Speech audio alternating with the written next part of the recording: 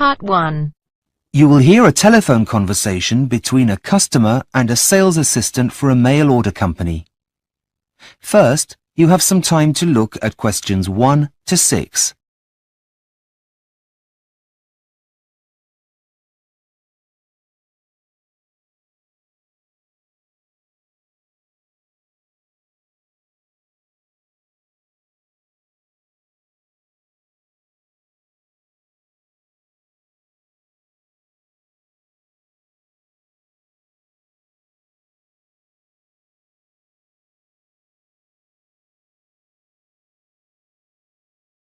Listen carefully and answer questions 1 to 6. Good morning. How can I help? I'd like some help with ordering a book. I've tried your website, but it says it's offline at the moment and to call this number. Oh, yes. I do apologise. We've been having some problems with it, but I can take the order over the phone if you like. That would be great. It's a gift, you see. Can I take your name, please? Yes, of course. It's Zara Freeman. Is that Zara with an S or a Z? With a Z. Z-A-R-A. Just writing that down. Right. What was the title of the book you'd like me to order? I think it's called Future Words. No, hang on. Sorry. That's Future Worlds. Okay, just typing that in. I can't seem to find it. Do you know the name of the author? I'll do a search. Yes, it's by a man called Richard Watson. Watson, as in W-A-T-S-O-N. Yes, that's right. Oh, yes, here it is. It's only just been released. It's a self-help book, is that right? Yes. Now, it costs £12.99. Yep, that's fine. OK. How would you like to pay? Is a debit card okay? No, sorry. We only accept credit cards. Oh, dear. Just let me check to see if I have it with me. Oh, yes, here it is. Can you read me the long... Before you hear the rest of the conversation, you have some time to look at questions 7 to 10.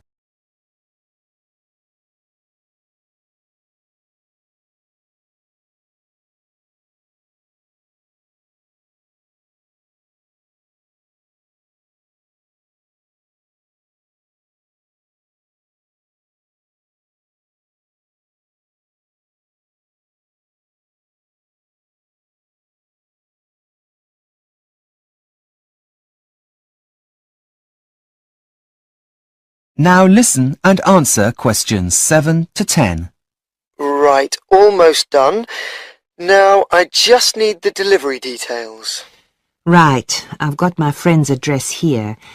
It's 62 Green Gardens, London, N22. Just typing that in. 52 Green Gardens. No, it's number 62. Now, what kind of delivery would you like? What are the options? There are two. The free delivery option takes 5 days, or you can pay an extra £2.25 to have it sent out first class tomorrow. That would come to a total of £15.24p. Well, my friend's birthday is next week, so it should get there in time with the free delivery. So I think I'll take that. Right. That means that it will be delivered on the 21st of February, any time from 8 a.m. to 6 p.m. Is that okay? Well, I know my friend leaves early for work, so would it be possible for him to pick it up from the local post office instead? I'm afraid that won't be possible, but I could add some special instructions for it to be left with someone else, a neighbour, perhaps? Actually, yes. I have met the old lady who lives next door, and she's bound to be home. Could you leave it with her? Fine. I'll add that if he's not home, then the package should be left with the neighbour. That's great. Thanks very much for your help. My pleasure. Thank you for shopping. That is the end of part 1. You now have half a minute to check your answers.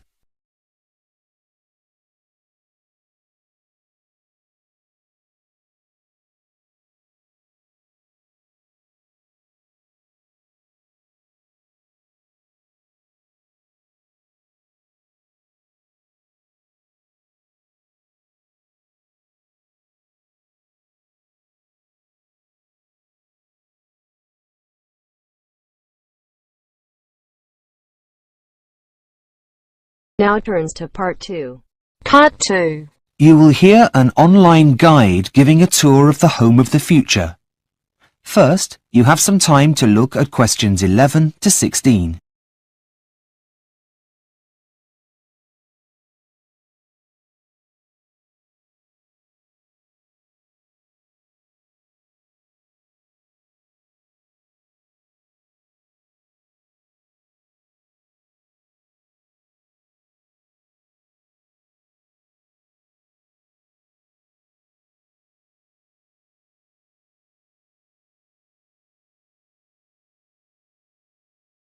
Now listen and answer questions 11 to 16. Welcome to the Homes of the Future online website. I will be your virtual guide around the homes you could soon be living in. Let's begin our tour in the bedroom. Firstly, the bed is programmed to gently rock you awake in the mornings. There'll be no more rude awakenings by an alarm clock, and it will also know what time you need to wake up, as it will get that information directly from your personal digital assistant, that is, your PDA, which will be inserted into you. Let's move to the wardrobe. Those are your musical shoes that generate music while you walk. The music will change according to how fast you're walking. Calm music for a relaxing stroll and faster beats for when you're in a hurry. You'll feel like you're walking on air. What's more, your clothes are also intelligent. They sense how you're feeling and then change colour. The fabric that they're made of also converts your body heat into a low-voltage electricity generator for some of the gadgets that are now inside you, like your PDA, for example. Moving on to the bathroom. So, after waking up, you need a shower. There's no need to turn on any taps as the house will know exactly what temperature you like the water in the mornings, though you'll still have to wash yourself. From the bathroom, we move into the kitchen. Now, we've all had that horrible feeling when you can't find your keys just as you're about to go out. Well, in the home of the future, you wouldn't need to panic. All you need to do is an internet search. All items are now programmed with a tracking device so that they will light up and signal to you where they are. Just in case the object is upstairs, the house will project its position on your fridge. Speaking of your fridge, this is now as intelligent as your clothes. Not only does it keep a record of when you're running low on everyday essentials, like milk, but it emails your local grocery store, which will deliver them for you. It can also help with planning meals if you have friends over for dinner, by moving the chicken from the freezer so that it'll thaw in time. Before you hear the rest of the tour, you have some time to look at questions 17 to 20.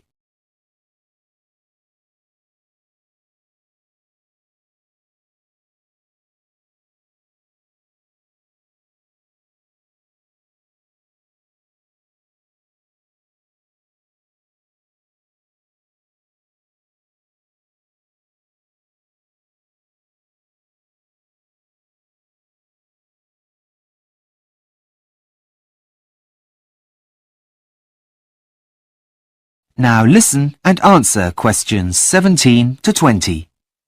Lastly, here we are in the living area, which you'll be pleased to hear is still the heart of the family home. Let's enter the room. Now, to the left of the entrance is the main seating area with a sofa, and directly opposite the entrance is an armchair. The sofa backs onto the wall and the armchair faces to the left across the coffee table to a blank wall. So, where is the TV, I hear you ask? Well, this entire wall is the television. The whole thing is a plasma screen designed to show your TV, surf the internet, or, when it's not in use, it displays anything you want it to, from family pictures to famous works of art. On the opposite wall to the sofa is a fireplace, which still has a real fire. Nothing beats that now, does it? But the rug in front of the fire now also monitors the temperature and either opens or closes the chimney so as not to overheat the room. It still has its normal uses though. As you can see, the cat likes it very much and is curled up on it, happy as can be. What else is on offer? Well, for entertainment, the family still reads books. So there is a bookcase on the wall to the right of the entrance. But what about the computer?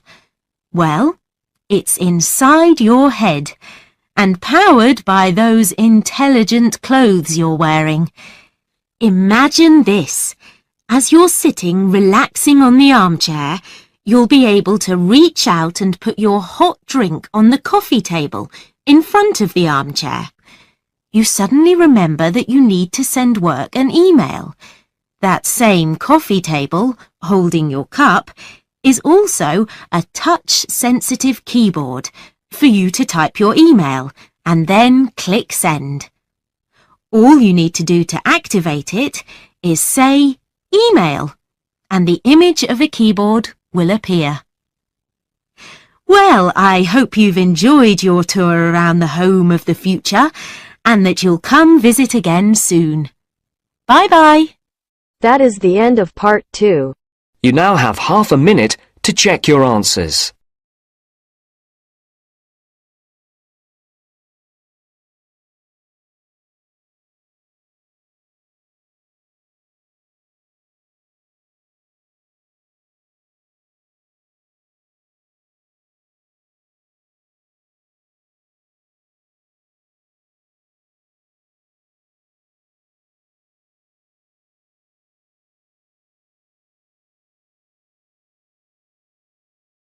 Now turns to part 3. Part 3. You will hear a tutor talking to a student about a future assignment. First, you have some time to look at questions 21 to 25.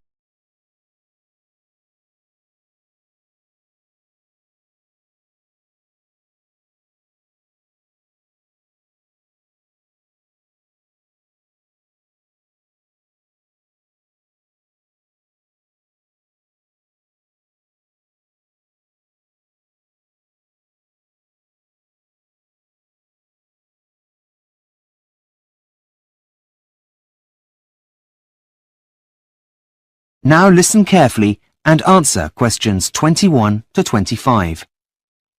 Hi, Professor James. Have you got a minute? You see, I'm having a bit of trouble getting started on my graduate employability assignment. Well, okay, as long as it doesn't take longer than 10 minutes, as I have a meeting to get to at 3:30. Yep, fine. It shouldn't take long at all. Okay, Sally.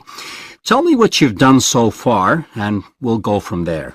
Well, as you suggested, I chose 3 local businesses and contacted them via telephone to introduce myself. That's good. Well, the thing is, I couldn't get past the secretary of 2 of them. Do you have any suggestions? What about following up with a letter stating what time you'll be calling again? Oh, that's a good idea. I hadn't thought of that. So, tell me about the one you have contacted. Right. Well, he was very helpful, actually.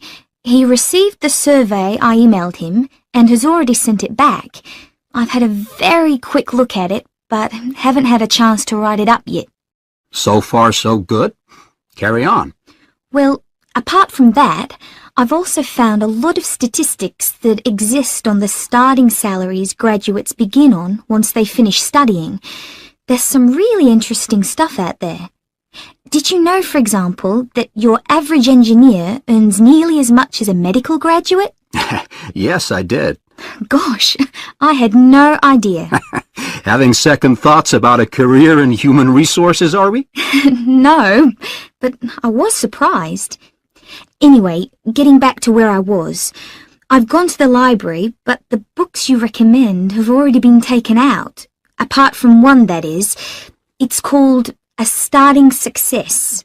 I haven't read it yet, but I've taken it out and it's on my list of things to do.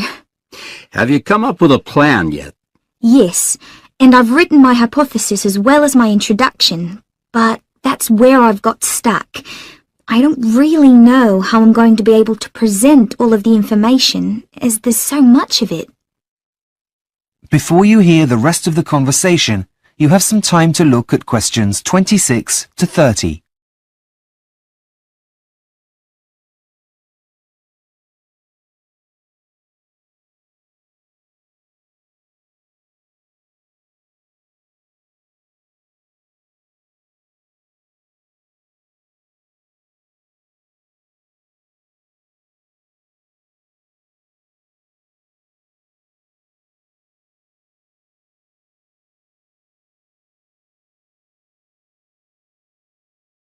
Now listen and answer questions 26 to 30. Well, firstly, I'd recommend you start with analyzing what the employer said. Now, can I have a look at the questionnaire you wrote? Yes, here it is. Thanks. Oh, dear. Well, it's no wonder you're overwhelmed with information. You've collected a lot of information which can be overwhelming. Oh dear, that took me ages. And does that mean I can't use it? Afraid so. But don't worry, if you've got a pen and paper, I'll quickly give you some pointers, and then you can rejig it to get the information you're looking for. Okay, just a minute. I know there's a pen in here somewhere. Okay, got it. Right. Well, first and foremost, you need to be clear. There's no point having a beautifully worded document throughout that no one understands. Use language that is simple. Right, got that. What next? You need to catch the reader's attention at the start of the document. And you need to find the right balance between formal and informal language. Your survey isn't an official document, but more of a living one that serves a purpose. So neutral language is best. Okay, just writing that down. Okay. The next one's what your mistake was this time. Try not to use open-ended questions, or you'll find it impossible to collate your results. Yep, I think I've learned my lesson there. What else? Scales really do make the job of completing the questionnaire easier for the recipients by saving them lots of time and effort writing. I take your point. Anything else? One last thing. Make sure you've thought about the logic of your questions. There's nothing worse than trying to make choices about things that seem to have no order. Right. Got it. I see where I went wrong now, and we'll try to do better next time. Don't worry. It's a very easy mistake to make, and one that many people come across the first time they do this kind of assignment. Okay, Sally, I really must rush. I'm late for my appointment. Of course. Thanks for your help. I'll see you in class tomorrow. Bye. That is the end of part 3. You now have half a minute to check your answers.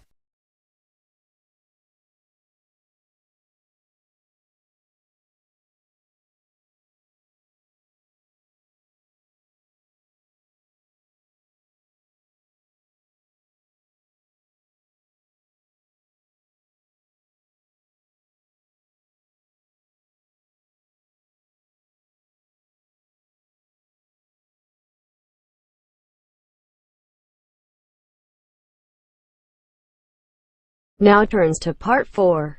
Part 4. You will hear a student giving a presentation about the process of urbanization. First, you have some time to look at questions 31 to 40.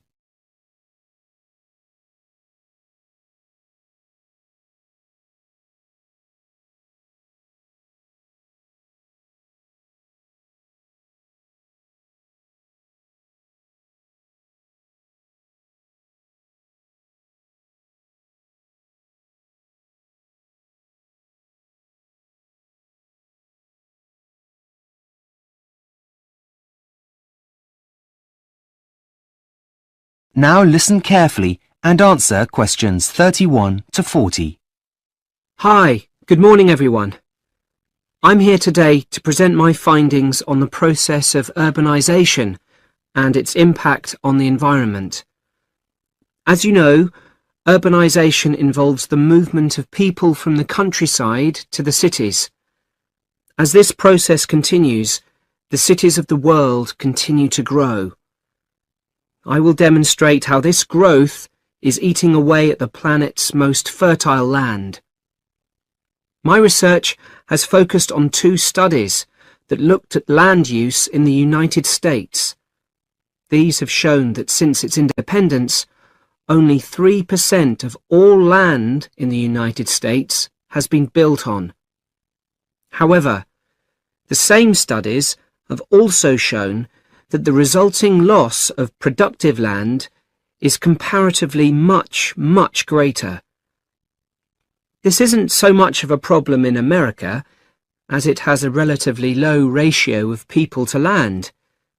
However, most other countries are not so blessed, the impact of which could have dire consequences for the future. The real danger here is if this pattern were to be repeated by developing countries, it could have a major effect on the world's food supplies in the next 50 years. In order to reach this conclusion, several research methods were adopted.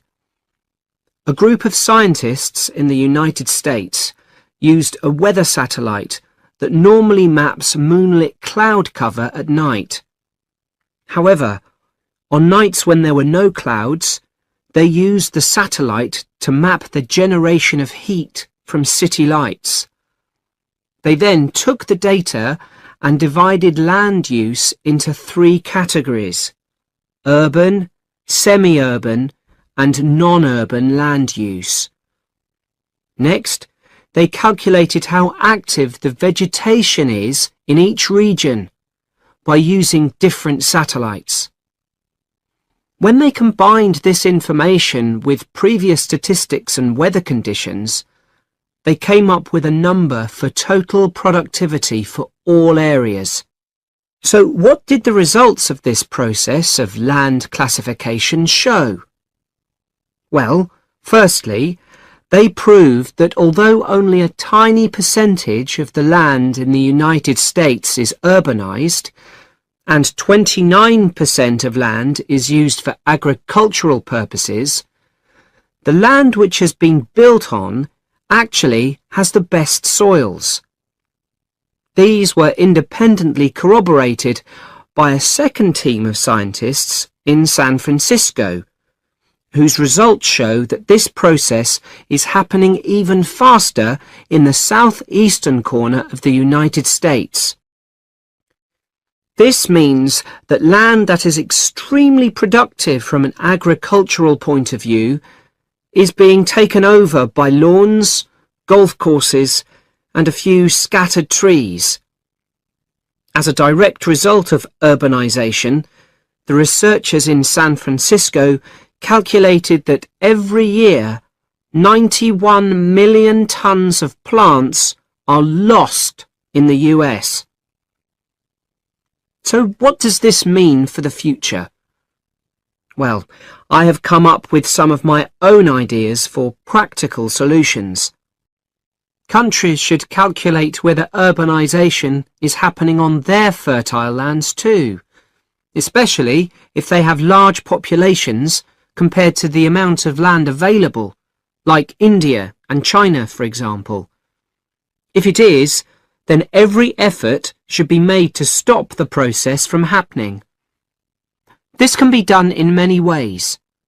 One of them is to stop investing in the infrastructure of those areas. If people don't have the facilities they need, they won't want to live there. But in my opinion, the main solution here is to offer people financial incentives to move away from fertile land to areas that are less valuable in agricultural terms. I hope you've enjoyed my presentation this morning. Thanks for your kind attention. I will now take any questions if you... That is the end of part 4. You now have half a minute to check your answers.